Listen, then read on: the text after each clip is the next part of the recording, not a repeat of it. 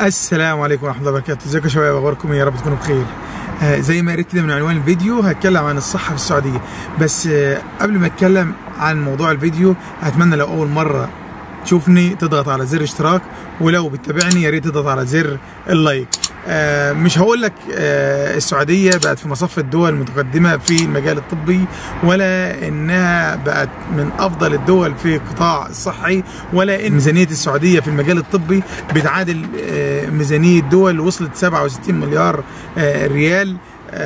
ولا هتكلم في موضوع ازاي ان السعودية بقت من اوائل الدول في مواجهة اي وباء او اي عدوى، واللي ظهرت في مواجهة كورونا، في أزمة كورونا، بشهادة جميع الدول ان السعودية كانت من اوائل الدول في مواجهة كورونا، وكانت واقفة على حد سواء مع المواطن والمقيم. ولا هتكلم في القصه دي كلها، انا جاي اكلمك في انت جاي السعوديه وعايز تدور على ازاي هيكون القطاع الصحي او القطاع الطبي او نظام العلاج بتاعك.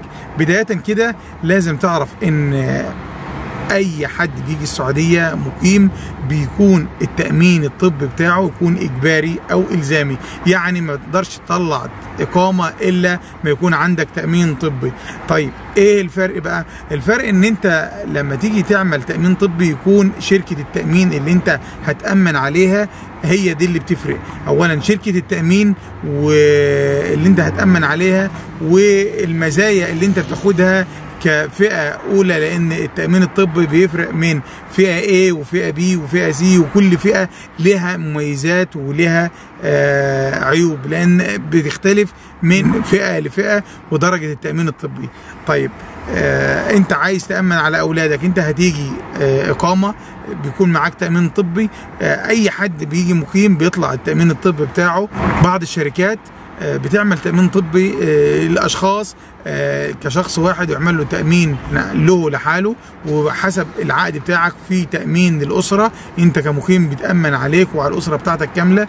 في شركات بتأمن عليك وعلى الزوجة وطفلين، على حسب ما انت بتتفق مع الشركة اللي انت بتيجي عليها، وعلى حسب العقد بتاعك، حسب ما انت متعاقد مع الشركة بتاعتك. يعني قبل ما تيجي من الدولة اللي انت جاي عليها لازم تكون متفق مع الشركة اللي انت متعاقد معاها، هيكون تأمين فردي ولا تأمين أسرة، أو لأن التأمين الطبي ما بيطلعش إلا لما تكون الشخص مقيم وأولاده مقيمين معاه. يعني الأشخاص الزيارة ما لهمش تأمين طبي، ما بيطلع لهمش تأمين. التأمين اللي يطلع لهم اللي هو جاي زيارة بيتعمل له تأمين زيارة، وهو التأمين مجرد بس استكمال إجراءات روتينية. لكن لو حب يعمل تأمين بيكون لتأمين الزيارة بتكون المبالغ الخاصة بالتأمين تكون مبالغ كبيرة. فالأشخاص أي حد جاي السعودية قبل ما يجي لازم لو هيجيب أولاده لازم يكون متفق مع الشركة المتعاقد معاها إن هو هيعمل تأمين طبي عائلي، يعني له يكون أولاده إقامة، يكون له ولأسرته كاملة.